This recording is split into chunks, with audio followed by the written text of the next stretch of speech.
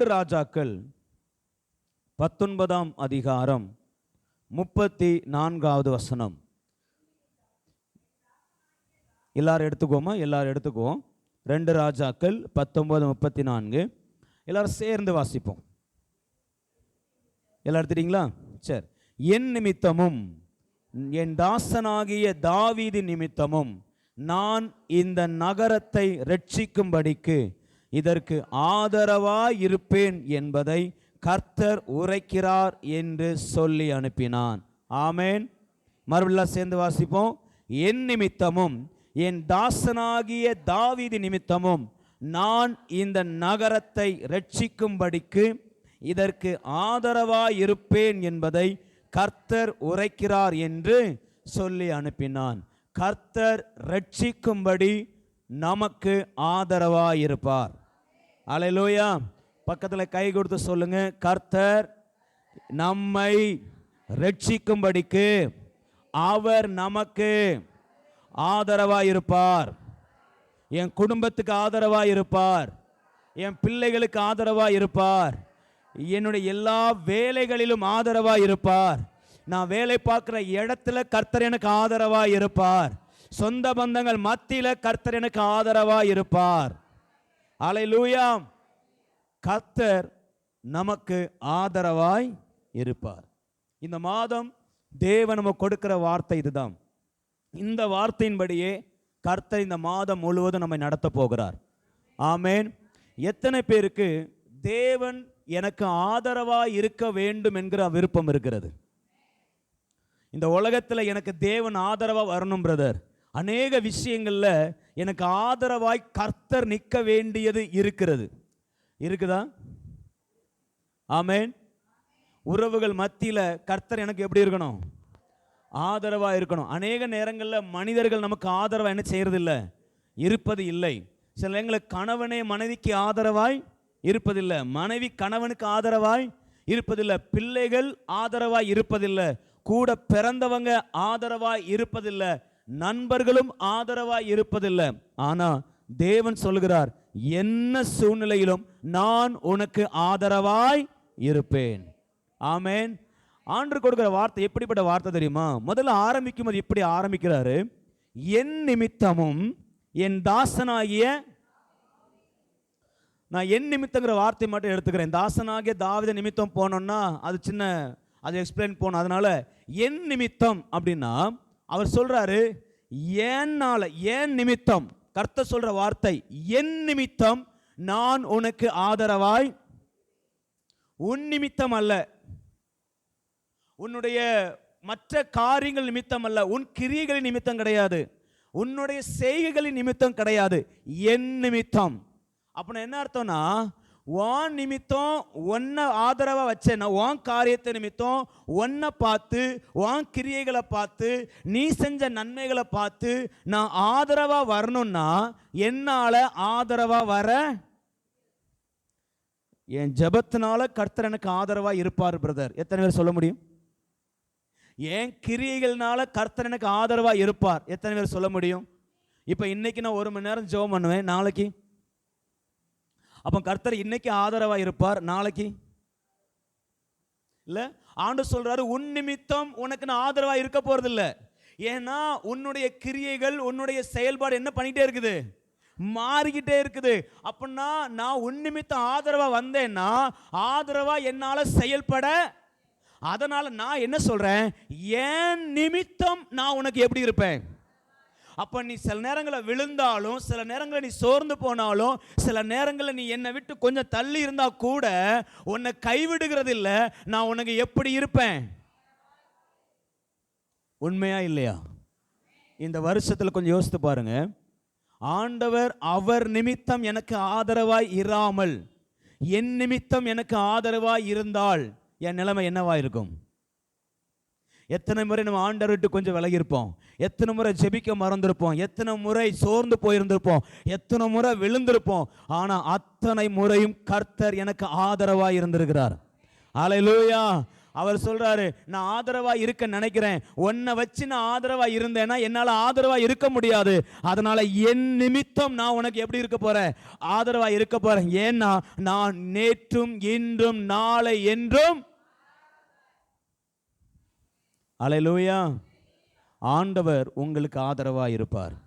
பக்கத்தில் பார்த்து சொல்லுங்க, எப்பொழுதுமே அவர் நிமித்தம் அவர் உங்களுக்கு ஆதரவா இருப்பார். அல்லேலூயா. இது என்னன்னா அவர் மேல சத்தியம் பண்ணுவதற்கு அடையாளம்.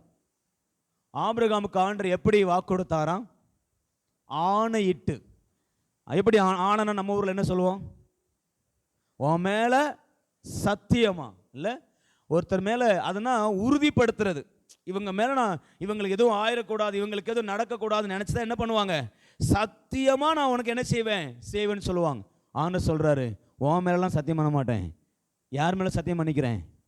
என் மேலேயே சத்தியம் பண்ணிக்கிறேன். ஏன் சத்தியமா உனக்கு நான் எப்படி இருப்பேன்? பக்கத்தில் பார்த்து சொல்லுங்க, உங்களுக்கு ஆதரவா இருப்பேன்னு அவர் மேல சத்தியம் பண்ணியிருக்கிறார். இது மாறுமா? சொல்லுங்க, மாறுமா? அவர் மனுஷன் மேல பண்ண சத்தியத்தை அவர் என்ன பண்ண மாட்டாராம்? மாறுவதில்லை. ஆபிரகாமோடு பண்ணின, அதனால தான் இங்க சொன்னாரு, தாவீதின் நிமித்தமும் நான் உனக்கு எப்படி இருப்பேன்? ஏன்னா தாவீதுக்கு வாக்கு பண்ணியிருக்கிறேன், உன் விளக்கு என்ன செய்யாது, அணையாது, உன் சந்ததியை நான் ஆஸ்வதிப்பேன்னு தாவீதுக்கு வாக்கு பண்ணியிருக்கிறேன். அவனுக்கே சத்தியம் பண்ணதான் நிறைவேற்றுவேன்னா, இப்போ நான் என் நிமித்தம் நான் உனக்கு வாக்கு கொடுத்துக்கிறேன், என் மேல சத்தியம் பண்ணி வாக்கு கொடுக்கிறேன். அப்ப என்ன அர்த்தம்னா, இந்த உலகமே அழிந்தாலும் யார் என்ன ஆனாலும் உன் மேல நான் பண்ண சத்தியம் ஒரு நாளும். அல்லேலூயா. ஆண்டவர் உங்களுக்கு ஆதரவா இருப்பதை எந்த மனுஷனாலும் தடுக்க முடியாது. எத்தனை பேர் ஆமென் சொல்றீங்க? அல்லேலூயா. அப்ப இந்த மாதம் ஆண்டவர் உங்க வாழ்க்கையில அநேக இடங்கள்ல இல்ல, எல்லா இடங்களிலும் உங்களுக்கு ஆதரவா இருக்க போகிறார். ஆமென்.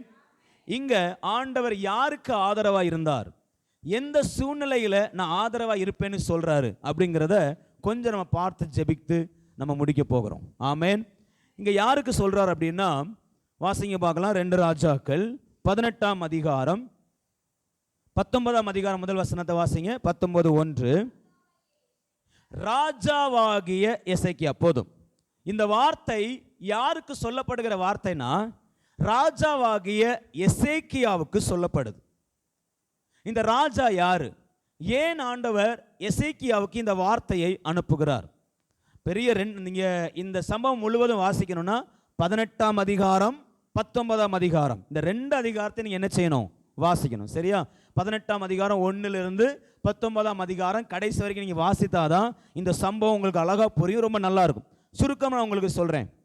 எசேக்கியா யூதாவுக்கு ராஜாவாக 25 வயதுல ராஜாவாகிறார். என்ன தேசத்துக்கு? யூதா தேசத்துக்கு ராஜாவாகிறார். அது வரைக்கும் யூதா தேசத்துல வந்த எல்லா ராஜாக்களுமே பொல்லாத ராஜாக்களா இருந்தாங்க. தேவனுக்கு விரோதமான செய்கைகளை செய்கிற ராஜாக்களா இருந்தாங்க. தேவனுக்கு பிரியமில்லாத ராஜாக்களா இருந்தாங்க. ஆனால் எசேக்கியா முன்பு இருந்த ராஜாக்களை போலல்ல, இவன் தேவனுக்கு பயப்படுகிற மனுஷனாய் இருந்தான். ஆமென். இதை நீங்க 18ஆம் அதிகாரம் 3ஆம் வசனத்திலிருந்து 7ஆம் வசனம் வரைக்கும் நீங்க எசேக்கியாவை குறித்து இங்க பார்க்க முடியும். 18ல 3லிருந்து 7 வரைக்கும் வசனம் இப்படி ஆரம்பிக்கும். கர்த்தரின் பார்வைக்கு எசேக்கியா செம்மையானதை செய்தான். இரண்டாவது, அவன் தேவனுக்கு விரோதமாய் அந்த தேசத்தில் இருந்த பலிபீடங்கள், விக்கிரகங்கள் எல்லாத்தையும் அடிச்சு நொறுக்கி அந்த தேசத்தை சுத்தமாக்கி இஸ்ரவேலர்களை கர்த்தரை மாத்திரம் ஆராதிக்க செய்தான். ஆமென். அதுக்கு ஆண்டு சொல்றாரு, தாவீதை போல இவனும் எப்படி இருக்கிறான்? உண்மை உள்ளவனா இருக்கிறான். தாவீதை போல இவனும் என்னை நேசிக்கிறவனா இருக்கிறான். தாவீதை போல இவனும் எனக்காக செயல்படுகிறவனா இருக்கிறான்னு சொல்லி ஆண்டவருக்கு ரொம்ப சந்தோஷம். ஆண்டு சொல்வாரு, இவனுக்கு முன்னாடியும் இவனுக்கு பின்னாடியும் இவனை போல ராஜாக்கள் இல்ல. அந்த அளவுக்கு எசேக்கியா தேவனுக்கு உண்மை உள்ளவனா இருந்தான். ஆமென். இன்னைக்கு அநேக தேவ பிள்ளைகள் நீங்க தேவனுக்கு உண்மை உள்ளவர்களா இருக்கிறீர்கள், தேவனை நேசிக்கிறவங்களா இருக்கிறீங்க. இன்னைக்கு ஆண்டவர் உங்களை குறித்து அநேகரை குறித்து சாட்சி கொடுக்கிறார். அநேகர் உங்களை குறித்து இப்படி சொல்லியிருக்கிறாங்க. என்ன சொல்லிக்கிறாங்கன்னா, நீ உண்மையான தேவ பிள்ளை கிடையாது. நீ தேவனுக்கு உண்மை உள்ளவன் அல்ல. நீ தேவனை நேசிக்கிற ஆளு கிடையாது. ஆண்டவர் உன்னை நேசிக்கல, ஆண்டவர் உன்னை விரும்பல, அப்படி நிறைய காரியங்கள் உங்களுக்கு எதிராக சொல்லியிருக்கலாம். ஆனா என்னை கர்த்தர் சொல்றாரு, நீ ஏன் புள்ள. ஆமேன். பக்கத்தில் சொல்லுங்க, நீ கர்த்தருடைய புள்ள. ஆமேன். நீங்க கர்த்தருக்கு செம்மையானதை செய்கிற தேவ பிள்ளைகள். நீங்க கர்த்தரை நேசிக்கிறவங்க, கர்த்தரையே ஆராதிக்கிறவங்க, கர்த்தருக்கு உண்மையா இருக்கிறீங்கன்னு சொல்லி கர்த்தர் உங்களை குறித்து என்ன செய்யறாரு? சாட்சி கொடுக்கிறார். ஆமேன். மனிதனுடைய சாட்சி பெருசா, கர்த்தருடைய சாட்சி பெருசா? ஆமேன். மனிதனுடைய சாட்சி ஒரு விளைவை உண்டு பண்ணும், நம்மளை சோர்ந்து போக பண்ணும். ஆமாவா இல்லையா? அப்ப கர்த்தர் இப்ப நம்மளை குறித்து சாட்சி கொடுத்தா அது ஒரு விளைவை உண்டு பண்ணணும். என்ன விளைவை? விழுந்து கிடக்கிறனா என்ன செய்யணும்? எழும்பி ஓடணும். மனுஷனுடைய வார்த்தைகளுக்கு அவ்வளவு வல்லமை இருக்குன்னா கர்த்தருடைய வார்த்தைக்கு எவ்வளவு வல்லமை இருக்கும் இல்ல?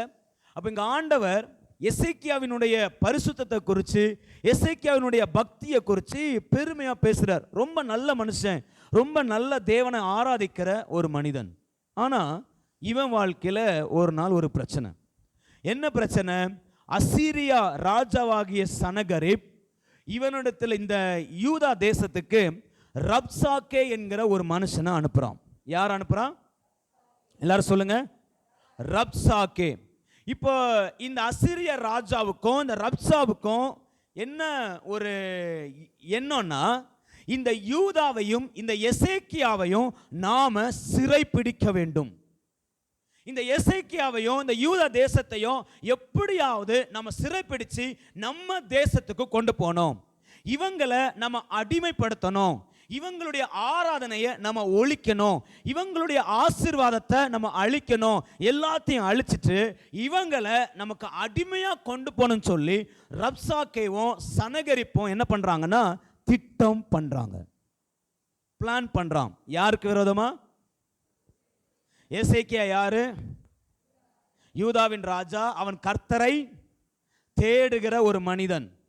கர்த்தரை தேடுகிற மனிதனுக்கு விரோதமாய் சத்துரு பயங்கரமான திட்டங்களை போடுவான். ஆமேன், ஆமேன். நிறைய நேரங்களில் ஏம்புதர் எனக்கு மட்டும் பிரச்சனை, ஏம்புதர் எனக்கு மட்டும் சோதனை. ஏன் உங்களுக்கு மட்டும் சோதனை? நீங்கள் மட்டும்தான் கர்த்தருக்கு எப்படி இருக்கிறீங்க? உண்மையாக இருக்கிறீங்க. பாபிலோன் தேசத்தில் ஏன் தாவீதை மட்டும் சிங்ககீபில் போட்டாங்க? ஏன் சாத்ராக் மேஷாக் ஆபேத்நேகோ மட்டும் அக்னியில் போட்டாங்க? ஏன்னா உண்மையாய் தேடினது அவங்க மட்டும்தான். நீங்க கர்த்தருக்காக உண்மையாய் நிற்கும் பொழுது உங்களுக்கு விரோதமாய் சத்துருவானவன் நிச்சயமா என்ன பண்ணுவான்? எழும்புவான். உங்களை சிறைப்பிடிப்பதற்கு, உங்க ஆராதனையை சிறைப்பிடிக்க, உங்க ஜெபத்தை சிறைப்பிடிக்க, உங்களுக்கு விரோதமாய் எல்லாவற்றையும் செய்து முடிக்க, உங்களை அழிப்பதற்காக, உங்களை அடிமைப்படுத்துவதற்காக அவன் நிறைய திட்டங்களை போடுவான், நிறைய பிளான் போடுவான். ஆனா என்ன ஒரு விசேஷம்னா, முடிவு யாருக்கு இருக்கு? யாருடைய கையில் இருக்கு? அவன் என்னதான் திட்டம் போட்டாலும் நமக்கு விரோதமாய் அவன் திட்டங்கள் செயல்படுவது இல்லை. அல்லேலூயா. இப்போ இந்த சனகரிப்பும் ரப்சாக்கும் பயங்கர பிளான், பயங்கர திட்டம் போட்டு இந்த இஸ்ரவேல் ஜனங்களை எசேக்கியாவை எப்படி உள்ள கொண்டு வரலாம்னு யோசிக்கிறாங்க. இவன் தந்திரம் என்ன தெரியுமா? எப்படிப்பட்ட தந்திரமா இவன் செயல்படுறான்னா, இந்த ரப்சாக்கே என்கிறவன் பானபாத்திரக்காரர்களுடைய தலைவன். யாரு? பானபாத்திரக்காரன் யாரு அப்படின்னு என்ன அர்த்தம்? ராஜாவுக்கு திராட்சரசம் ஊற்றி கொடுக்கிற ஆளு. ராஜாவை சந்தோஷிப்பிக்கிறதுக்கு, ராஜாவினுடைய மனதை அப்படியே ஃப்ரெஷ்ஷா வைப்பதற்கு, அவர் அப்படியே ஒரு லெவல்ல வச்சுக்கிறதுக்கு என்ன கொடுத்துட்டே இருப்பாங்க. இப்போ இந்த வேலையை செய்யறதுக்கெல்லாம் தலைவன் யாருன்னா ரப்சாக்கே.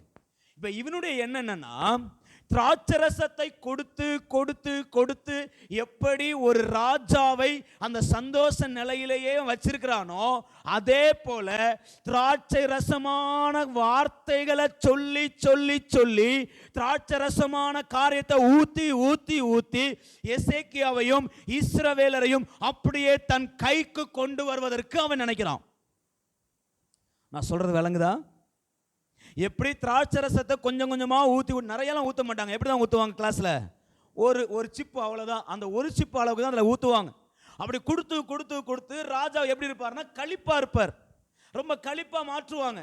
இப்ப இவன் என்ன நினைக்கிறான், இப்படி திராட்சரசமான வார்த்தைகளை பேசி பேசி பேசியே இந்த ஜனத்தை என்ன பண்ணிடலாம், நாம அடிமைப்படுத்திடலாம், இந்த எசேக்கியாவை தன் கீழே கொண்டு வந்துடலாம் சொல்லி இந்த ரப்சாக்கே நினைக்கிறான். ஆமென், ஆமென். இதுதான் பிசாசனுடைய மிகப்பெரிய திட்டம். என்னென்ன வார்த்தைகளை ரப்சாக்கே பேசினான், என்னென்ன காரியங்களை கொண்டு வந்தான் எசேக்கியாவுக்கு விரோதமாய் பார்க்கலாமா? கொஞ்சம் கொஞ்சமாக என்னென்ன கொடுத்தான்னு பார்க்கலாம். நான் ரெஃபரன்ஸ் மட்டும் சொல்கிறேன், வாசிக்க டைம் இல்லை, ரெஃபரன்ஸ் மட்டும் சொல்லி நோட் பண்ணிக்கோங்க. 2 ராஜாக்கள் 19ஆம் அதிகாரம் 10வது வசனம். இந்த வசனத்தை மட்டும் கூட வாசிச்சிடலாம். 2 ராஜாக்கள் 19:10.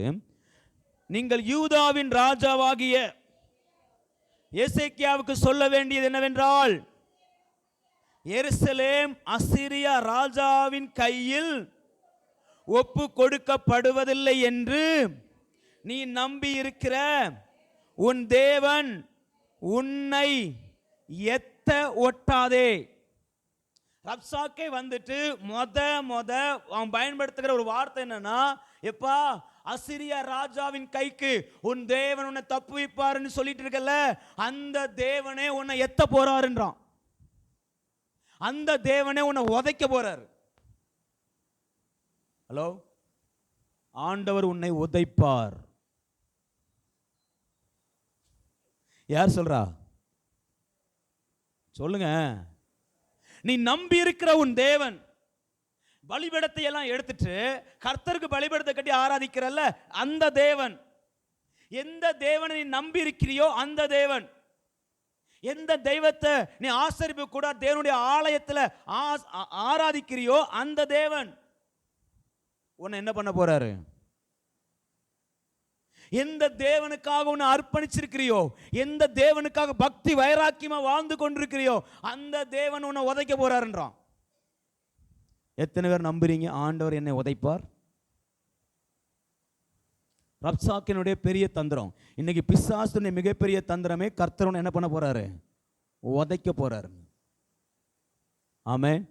நல்லா கவனிங்க. இந்த உதைப்பாருங்கிற வார்த்தைக்கு இன்னொரு 2 அர்த்தம், முக்கியமான ஒரு அர்த்தத்தை சொல்லிடுறேன். என்னன்னா, ஆண்டவர் உன்னை முட்டாளாக்குவார். உன் நம்பிக்கைய, உன் ஆராதனைய, நீ கர்த்தருக்காக செய்திருக்கிற அர்ப்பணிப்பை அவர் என்ன செய்வாரு? முட்டாளாக்குவார். அப்ப என்ன அர்த்தம்? முட்டாளாக்குற என்ன அர்த்தம்? நான் அவர் மேல வச்சிருக்கிற நம்பிக்கை எப்படிப்பட்ட நம்பிக்கையா? முட்டாள்தனமானது, பிரயோஜனம் இல்லாம நம்பிட்டு இருக்கிறேன், அறிவில்லாம அவரை நம்புறேன்றான்.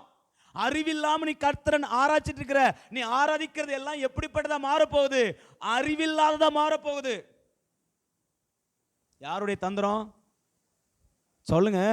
இவன் எசேக்கியா பயங்கரமா கர்த்தருக்குள்ள நம்பி கர்த்தரை ஆராதிச்சுட்டு கர்த்தருடைய ஆலயத்துக்கு போகிறதும், தீர்க்க தரிசனத்துல போகிறதும், கர்த்தரை ஆராதிக்கிறதும், ரெட்டு உடுத்துறதும், பண்டிகைகளை கொண்டாடுறதும், பலிகளை வைக்கிறதுமா கர்த்தரை நோக்கி ஓடிட்டு இருக்கிறான், கர்த்தரை தேடிட்டு இருக்கிறான், கர்த்தரை நம்பி வாழ்ந்துட்டு இருக்கிறான். அவங்க போய் இப்ப ரப்சாக்கை சொல்றான், எசேக்கியா ராஜாவை நல்லா கேட்டுக்க, நீ ஓடிக்கொண்டிருக்கிற உன் தேவன் ஒரு நாள் உன்னை ஏமாற்றுவார், உன்னை உதைக்க போறாரு. இன்னொரு வார்த்தை என்னன்னா, ஏமாற்றுவார்னு அர்த்தம். முதல்ல முட்டாளாக்குவார் சொன்னல, இன்னொன்னு ஏமாற்ற போறார். நீ ஏமாற போற, கர்த்தர் உன்னை ஏமாற்றுவார். ஆமென். இன்னைக்கு நிறைய பேருடைய வாழ்க்கையில பிசாசு கொண்டு வருகிற மிகப்பெரிய தந்திரம், திராட்சை ரசம் போல ஊத்துவான் பாருங்க. நம்ம ரொம்ப கவலையோட பலவீனத்தோட இருப்போம், வந்து சொல்லுவான், ஆண்டவர் உனக்கு என்ன செஞ்சாரு, ஆண்டவர் உனக்கு என்ன பண்ணினாரு, நீ ஆண்டவர் ஆண்டவர்னு ஓடுறியே, ஆலயம் ஆலயம்னு ஓடுறியே, ஊழியம் ஊழியம்னு ஓடுறியே, அந்த ஊழியத்தினால உனக்கு என்ன கிடைச்சிச்சு? இப்படியெல்லாம் பேசுனாங்கன்னா அவங்க யாருன்னு அர்த்தம்? ரப்சாக்கேன்னு நிற்கிறோம். அப்போ உங்க முன்னாடி யார் நிற்கிறா?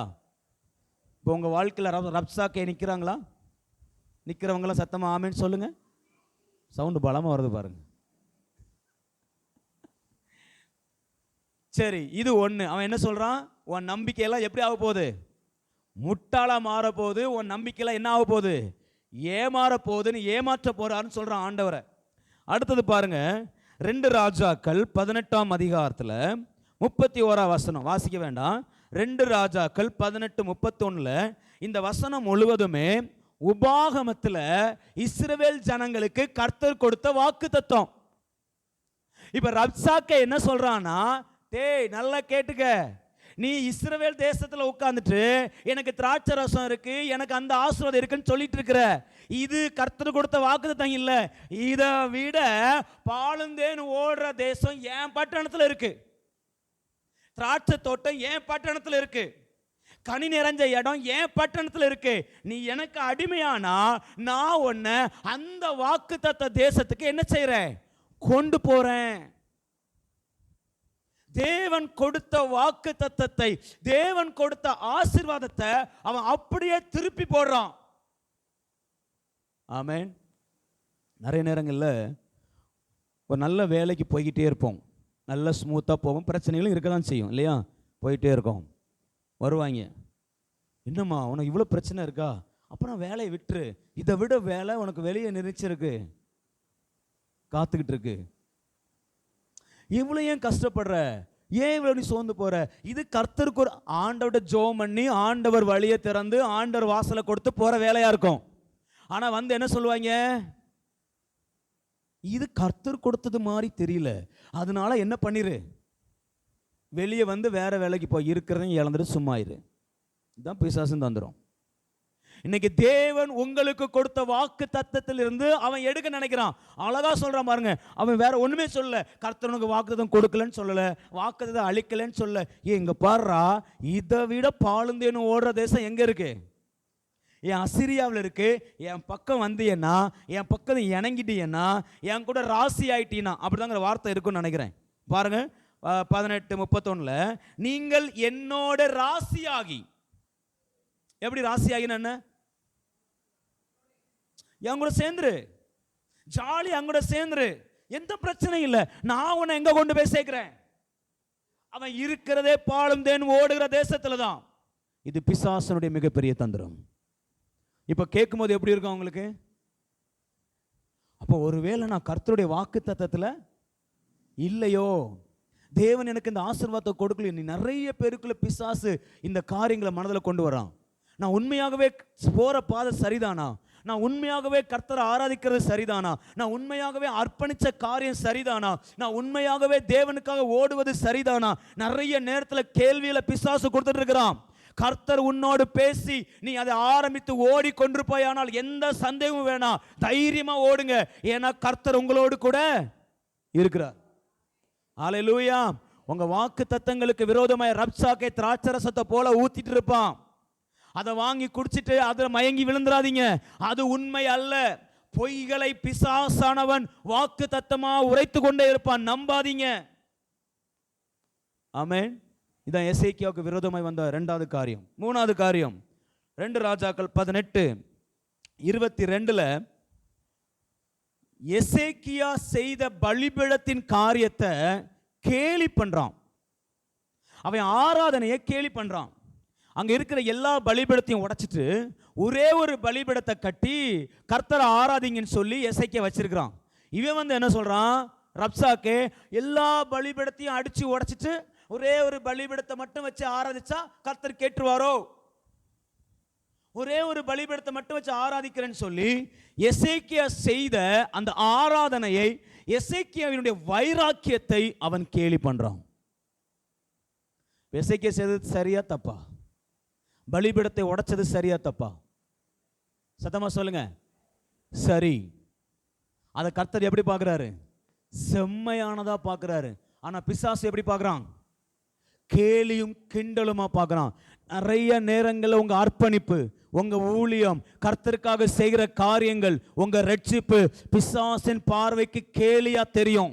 நிறைய நேரங்களில் இப்படி பண்ணா சிரிப்பாங்களே பிரதர், இதை செஞ்சா கர்த்தருக்கு இந்த இடத்துல இந்த பிரியமானதை செஞ்சா நிறைய பேர் கேவலமா பார்ப்பாங்களே பிரதர். காவலையே இல்லை, இதுதான் கர்த்தருக்கு செம்மையானதுன்னா அதை செய்வதற்கு தயங்கவே அவசியம் இல்லை, தைரியமா செஞ்சுட்டு போயிட்டே இருக்கலாம்.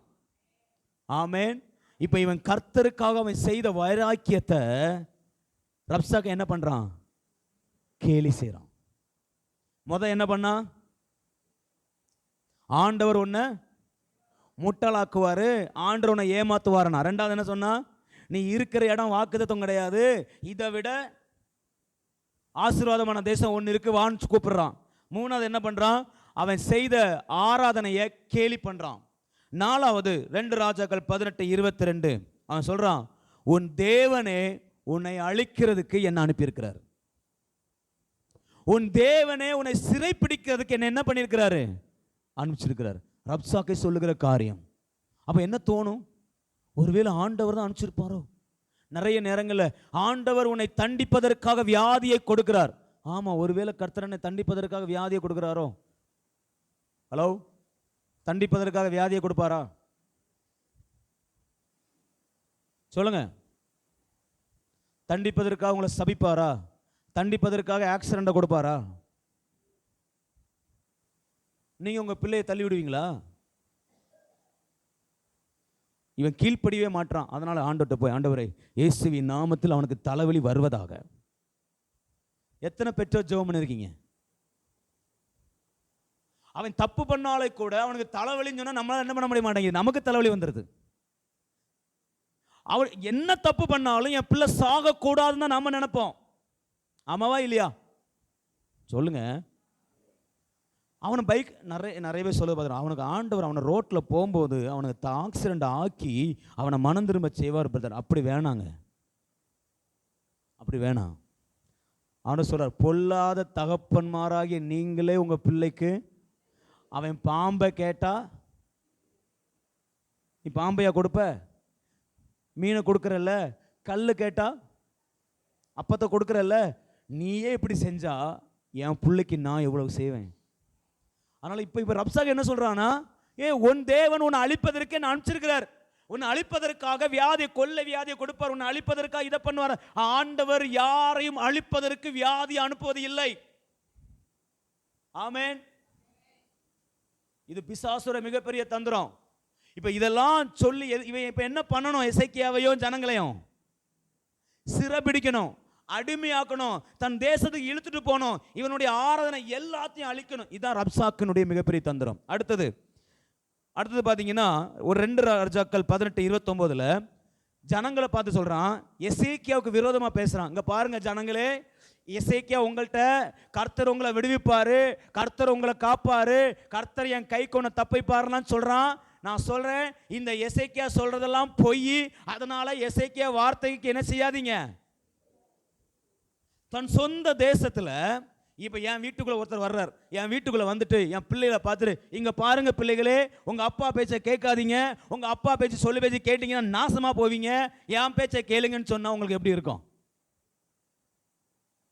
சொல்லுங்க. எசேக்கியா ராஜா ஜனங்கள்கிட்ட போய் அவ்வளவு வார்த்தைகளை, கர்த்தர் நல்லவர், பலிபீடத்தெல்லாம் உடைச்சி கர்த்தர் ஆராதிக்க வச்சிருக்கிறான். இவன் போய் நின்னுட்டு எல்லாத்தையும் மாற்றுறான். எசேக்கியாவை நம்பாதீங்க, அவன் சொல்றதெல்லாம் பொய்ன்னு சொல்லிட்டு இருக்கிறான். எசேக்கியாவுக்கு எப்படி இருந்திருக்கும்?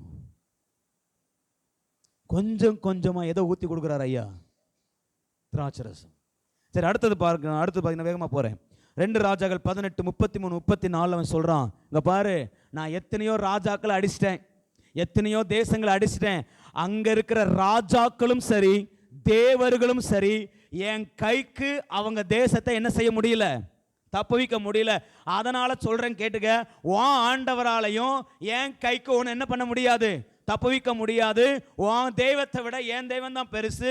மற்ற எல்லா தேவர்களையும் நான் ஜெயிச்சிட்டேன், அதே போல உன் தெய்வத்தை நான் என்ன பண்ணிடுவேன், ஜெயிச்சிருவேன். என்ன சொல்றான், அவங்கள நான் ஜெயிச்சிட்டேன், உன்னையும் ஜெயிச்சிருவேன். அவங்க தோத்துட்டாங்க, நீயும் தோத்துருவ. அவங்கள சிறைபிடிக்கப்பட்டாச்சு, நீயும் சிறைபிடிக்கப்படுவ. அவங்க அடிமை ஆயிட்டாங்க, நீயும் அடிமை ஆயிடுவ. நம்ம ஆட்களுக்கு இது பெரிய பிரச்சனை. அவங்க பக்கத்து வீட்டில் அந்த வியாதி வந்துடுச்சு பிரதர், அடுத்த வீடு யார் வீடு தான், என் வீடு தான் பிரதர். அவங்களுக்கு அது வந்துடுச்சு பிரதர், அடுத்தது யார், அப்பாவுக்கு இந்த சுகர் வந்துடுச்சு பிரதர், அடுத்தது யாருக்கு வரணும் சொல்லுங்க. தலைமுறை தலைமுறையாய் வருகிறது பிரதர். அவங்களுக்கு இது நடக்குதுன்னா எனக்கு நடக்க வேண்டிய அவசியம். அவர்கள் தேவர்களை பார்க்கலும் என் தேவன் பெரியவர். அல்லேலூயா. ரப்சாக்கினுடைய எவ்வளவு பெரிய தந்திரம் பாருங்க, எவ்வளவு அழகான வார்த்தையில விடுறான். இங்க அவன் உண்மையை தான் சொல்றான். என்ன, எல்லாத்தையும் ஜெயிச்சிட்டேன்ப்பா, உன்னை ஜெயிக்கிறது எனக்கு கஷ்டம் இல்லை, ஈஸியா ஜெயிச்சிருவேன். நீயும் தோக்கடிக்கப்பட போற, நீயும் அடிமையாக தான் போற, ஒழுங்கு மரியாதையா நான் சொல்றதுக்கு முன்னாடி வந்துடுன்றான். எல்லாரும் பட்டயத்தாலும் ஈட்டியாலும் யுத்தம் பண்ணுவாங்க, இவன் எப்படி யுத்தம் பண்ணிட்டு இருக்கிறான்? ஒரு ஆள். அடுத்தது வேகமாக போயிடுவோம். 2 ராஜாக்கள் 19:13. அந்த 2 சேர்த்தே சொல்லிட்டேன் இல்லையா? தேவர்களும் ராஜா உன்னை தப்புவிக்க முடியாது. இப்போ இவ்வளவு வார்த்தைகளையும் எசேக்கியாவுக்கு விரோதமாய், இஸ்ரவேல் ஜனங்களுக்கு விரோதமாய் நின்று ரப்சாக்கே பேசிட்டு இருக்கிறான். இன்னும் நிறையா இருக்கு, நீங்க இப்போ வாசிங்க. வாசித்து முடிச்ச உடனே எசேக்கியாவால் தாங்க முடியல. ஏன் ஆண்டவரே, என்னை அசிரியா கைக்கா ஒப்பு கொடுக்க போறீங்க?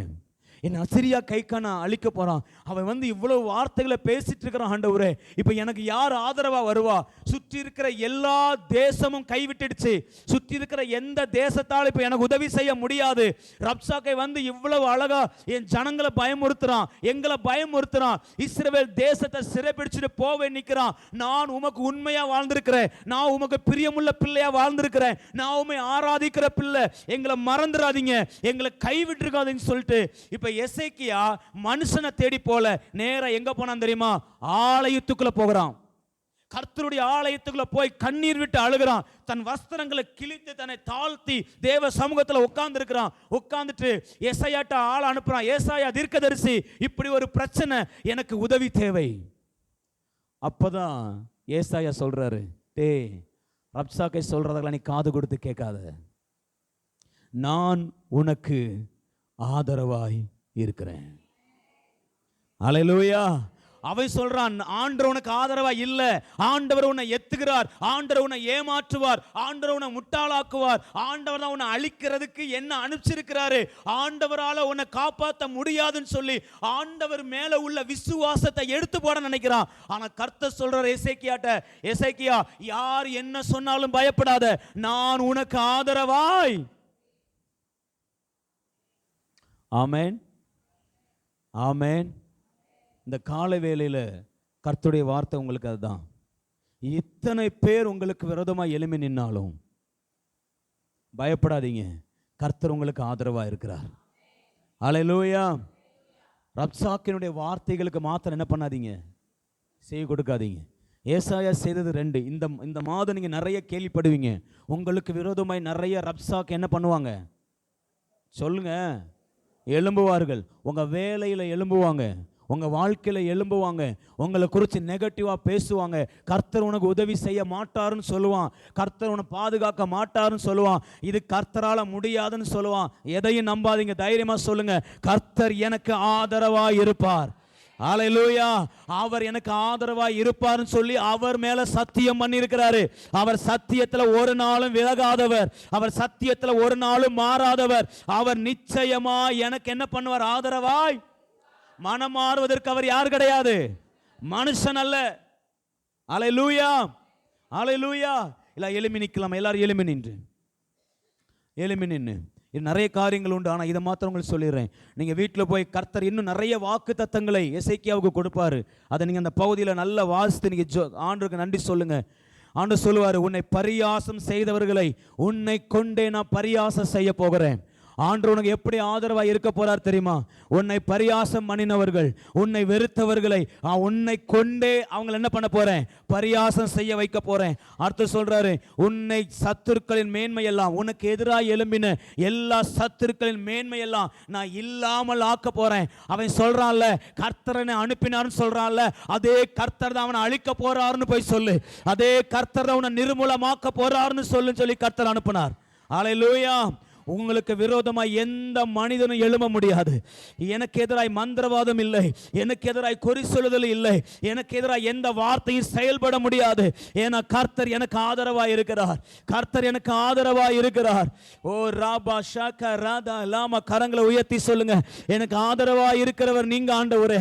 எத்தனை ரப்சாக்கை எழும்பினாலும், எத்தனை வார்த்தைகளை எனக்கு விரோதமாய் விட்டாலும் நான் கலங்க போறது இல்லை, நான் பயப்பட போறது இல்லை. எனக்கு தேவனுடைய சமூகம் இருக்கிறது, எனக்கு தேவனுடைய வல்லமை இருக்கிறது, தேவனுடைய வார்த்தை இருக்கிறது. ஒரு நாள் நான் பயந்து போக மாட்டேன். எத்தனை ரப்சாக்கை எழும்பினாலும் பயப்பட மாட்டேன், எத்தனை சனகரிப்பு எழும்பினாலும் பயப்பட மாட்டேன். ஏன்னா கர்த்தர் எனக்கு ஆதரவாய் இருக்கிறார், கர்த்தர் எனக்கு ஆதரவாய் இருக்கிறார். ஹalleluya. எந்த நாதரவே, எந்த நடைக்கலமே, எந்த மறைவீடமே, உம்மை ஆராதிப்பேன். எந்த நாதரவே, எந்த நடைக்கலமே, எந்த மறைவீடமே, உம்மை ஆராதிப்பேன். ஆயிரம் என்னோடு போரிட்டாலும் என்னை மேற்கொள்ளும் அதிகாரம் பெறவில்லை. சொல்லுங்க, ஆயிரம் என்னோடு போரிட்டாலும் என்னை மேற்கொள்ளும் பெறவில்லையே. கிருபையினால் என்னை மூடிக்கொண்டீர், நான் தள்ளுண்ட இடங்களில் உயர்த்தி வைத்தீர். கிருபையினால் என்னை மூடிக்கொண்டீர், நான் தள்ளுண்ட இடங்கள் உயர்த்தி வைத்தீர். எந்த நாதரவே, எந்த நடைக்கலமே, எந்த மறைவீடமே, உம்மை ஆராதிப்பேர். எந்த நாதரவே, எந்த உம்மை ஆராதிப்பேன். அநேகர் நம்மளை சிறைபிடிக்க நினைக்கலாம். நம்முடைய குடும்பங்கள், சொந்த பந்தங்கள், வேலையில் எல்லா இடத்துல நம்ம சிறைபிடிக்க நினைக்கலாம். உங்கள் பிள்ளைகளை சிறைபிடிக்க நினைக்கலாம். ஆனால் எனக்கு கர்த்தர் சொல்கிற ஒரு வார்த்தை, கவலைப்படாத, எவனோ ஒன்றை பிடிக்க முடியாது, எவனோ ஒன்றை சிறைபிடிக்க முடியாது, எவனோ ஒன்றை அடிமைப்படுத்த முடியாது, எவன் கையிலையும் ஒன்றை நான் விட்டு கொடுக்க மாட்டேன். எசேக்கியா, நீ ஏன் புள்ள? எசேக்கியா, நான் உன்னை தெரிந்தெடுத்திருக்கிறேன். எசேக்கியா, நான் உன்னை அபிஷேகம் பண்ணியிருக்கிறேன்.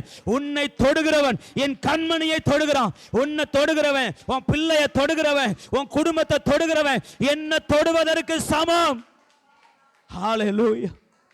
எசேக்கியா சொல்றார், எசேக்கியா, உனக்கு விரோதமாய் பேசினது எல்லாம் அவங்க எனக்கு விரோதமாய் பேசியிருக்கிறாங்க. யாரை நிந்தித்து தூஷித்தாய்? கர்த்தர் ரப்சாக்கை பார்த்து கேட்கிறார், ரப்சாக்கே, யாரை நீ நிந்தித்த? யாருக்கு விரோதமா நீ பேசின தெரியுமா? என் பிள்ளைக்கு விரோதமா இல்ல, எனக்கு விரோதமாய். எசேக்கியாவுக்கு விரோதமாய் பேசின ஒவ்வொரு வார்த்தைகளையும் கர்த்தர் சொல்றார், அவன் எசேக்கியாவுக்கு விரோதமாய் அல்ல, அவன் எனக்கு விரோதமாகவே பேசினான். நானே எழும்பி பதில் செய்வேன். ஹalleluya. இன்னைக்கு உங்களுக்கு விரோதமாய் எத்தனை ரப்சாக்கு எழும்பி என்ன சொன்னாலும் கவலைப்படாதீங்க, கர்த்தர் உங்களுக்கு ஆதரவாக இருப்பார். ஏன் தெரியுமா? உங்களுக்கு விரோதமாய் சொன்னது எல்லாம் உங்களுக்கு விரோதமாய் அல்ல, கர்த்தருக்கு விரோதமாய் பேசியிருக்கிறாங்க, கர்த்தருக்கு விரோதமாய் செயல்பட்டிருக்கிறாங்க. இந்த மாதம் கர்த்தர் உங்களுக்கு ஆதரவாய் இருப்பதை ரப்சாக்கை பார்க்கிற மாதமாய் மாறப்போகிறது. ரப்சாக்கை பார்க்கிற மாதமாய் இருக்கும். உன் சத்துருக்கள் பார்க்கிற மாதமாய் இருக்கும். இவனுக்காக யாரும் இல்லை நினைச்சோம், ஆனா சேனைகளின் கர்த்தர் இருக்கிறார் என்பதை இந்த உலகம் பார்க்கிற மாதமாய் இருக்கும். ஹalleluya, ஹalleluya.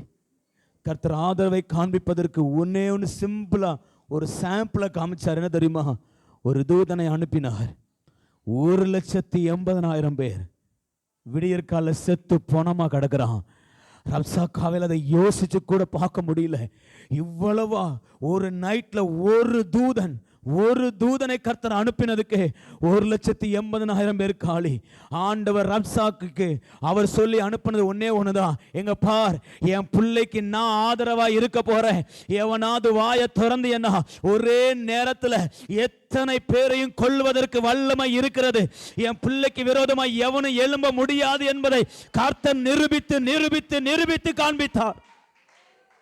அவர் உங்களுக்காக ஆதரவாய் இருப்பதை நிரூபித்து காட்டுவார், நிரூபித்து காட்டுவார். ஆண்டவரே, இந்த நாளில் நீர் எங்களோட பேசின வார்த்தைகளுக்காக ஸ்தோத்திரம். நீர் எங்களுக்கு ஆதரவாக இருக்கிறீங்கப்பா. அநேக நேரங்களில் நாங்கள் ஏமாந்துருவோமோ, எங்கள் நம்பிக்கை வீணாக போயிடுவோமோ நாங்கள் கவலைப்படுறோம். ஆனால் இன்னைக்கு கொடுத்த வார்த்தைக்காக நன்றி. எங்கள் நம்பிக்கை வீண் போவது இல்லை, நாங்கள் ஏமாந்து போவது இல்லை, நாங்கள் முட்டாளாக மாறுவது இல்லை. எங்களுக்காக ஆதரவாய் கர்த்தர் நீர் இருக்கிறீர். எத்தனை ரப்சாக்கை எலும்பினாலை மேற்கொள்ள எங்களுக்கு பலன் உண்டு ஆண்டவரே. அதற்காக நாங்கள் நன்றி செலுத்துகிறோம். ஏசையா, உம்முடைய கரங்களை ஒப்பு கொடுக்கிறோம். எங்கள் ஒவ்வொருவரையும் ஆசீர்வதிப்பீராக, ஆசீர்வதிப்பீராக. Thank you Jesus. இயேசுவின் நாமத்தில் பிதாவே, ஆமேன், ஆமேன். ஒரு 3 ஜெப குறிப்புக்காக சொல்லியிருக்காங்க, ஜெபம் பண்ணிடலாம். ஈஸ்வரன் முருகேஸ்வரி குடும்பத்தில் கணவர் குடிப்பழக்கத்தால் குடும்பம் பிரிஞ்சு இருக்குது, அதுக்காக நம்ம ஜெபம் பண்ணுவோம். ஆதி பிரபு இவங்க குடும்பத்திலையும் குடிப்பழக்கத்திலேருந்து விடுதலை ஆகணும். அப்புறம் பிரபுன்னு சொல்லிட்டு இன்னொரு சகோதரர், அவர்களும் குடிப்பழக்கத்திலிருந்து விடுதலை ஆகணும். இந்த 3 பேருக்காக கரங்களை உயர்த்தி, ஈஸ்வரன், ஆதி பிரபு, பிரபு, இந்த 3 பேரும் ஆண்டு குடிப்பழக்கத்தில் இந்த குடும்பத்தை விடுதலையாக்குவதற்காக இயேசுவின் நாமத்தில் ஜெபிக்கிறோம். கர்த்தர் இவர்களுக்காக உதவி செய்யுங்க ஆண்டவரே. இவர்களை ரட்சிப்பீராக நாங்கள் ஜெபிக்கிறோம். இவர்களை விடுவிப்பீராக நாங்கள் ஜெபிக்கிறோம். ஆண்டவர் இவர்களோடு கூட இருந்து கர்த்தர் நடத்துவீராக. குடிப்பழக்கத்தை விடுதலை கொடுத்து குடும்பத்தை சமாதானத்தினால் நடத்துங்க நாங்கள் ஜெபிக்கிறோம். தேங்க்யூலா. அது மட்டும் இல்லை, இன்னைக்கு கவிதா சிஸ்டர் அவங்களுக்கு வெட்டிங் டே. ஸோ அவங்க குடும்பத்துக்காக நம்ம ஜெபிக்க போகிறோம். கவிதா சிஸ்டர், செல்வம் பிரதர் எழுப்பி நிற்கிறீங்களா? ஸோ சகோதரிட்ட வந்துருங்க, அக்கா கிட்ட வந்துருங்க. இங்கே வாங்க, முன்னாடி வாங்க. இல்லை சிஸ்டர் பின்னாடி வாங்க, சகோதரிட்ட போங்க. ஸோ இந்த குடும்பத்துக்கு நேராக கரம் நீட்டி, இன்னைக்கு டுடே வெட்டிங் டே, இந்த குடும்பத்துக்காக ஜெபம் பண்ணிடலாம். ஆண்டவரே, நாங்கள் கவிதா சிஸ்டர் சொல்லும்போது குடும்பத்துக்காக ஜெபிக்கிறோம். சபையார இவங்களை ஆசீர்வதிக்கிறோம். இயேசுவின் நாமத்தினால குடும்பத்தில் சகல நன்மைகளினாலும் நிரப்புவீராக. தேவனுடைய கரம், தேவனுடைய ஆசீர்வாதம் இந்த குடும்பத்தின் மேல் நிறைவாக இருக்கட்டும். நாங்கள் ஜெபிக்கிறோம். உங்களுடைய கரங்களை கொடுக்கிறோம். சரவணன், நம்ம சரவணன்கிற சகோதரருக்காக நம்ம ஜெபிப்போம். அவங்களுக்கு கேன்சர் பேஷண்ட்டாக. ஸோ கர்த்தர் அவங்களுக்கு நல்ல சுகத்தை கொடுக்கும்படி ஒரு நிமிஷம் அவங்களுக்காக நம்ம ஜெபம் பண்ணிடலாமா? ஆண்டவரே, நாங்கள் பிரதர் சரண் அவங்களுக்காக நாங்கள் ஜெபிக்கிறோம். இயேசுவின் நாமத்தில் அவங்க நல்ல சுகத்தை கொடுப்பீராக. ஆண்டவரே, நல்ல கேன்சர்லேருந்து கர்த்தர் விடுதலையை கொடுப்பீராக நாங்கள் ஜெபிக்கிறோம். எங்கள் ஜெபங்களை கேட்டு நீ பதில் தருவதற்காக நன்றி. தேவ கரம் எங்களை வழி நடத்தட்டும். இயேசுவின் நாமத்தில் ஜெபிக்கிறோம் எங்கள் நல்ல பிதாவே, ஆமேன். என் ஆத்துமாவே கர்த்தரை ஸ்தோத்திரி, என் முழு உள்ளமே பரிசுத்த நாமத்தை ஸ்தோத்திரி. என் ஆத்துமாவே கர்த்தரை ஸ்தோத்திரி, கர்த்தர் செய்த சகல உபகாரங்களையும் மறவாதே. ஆமென்.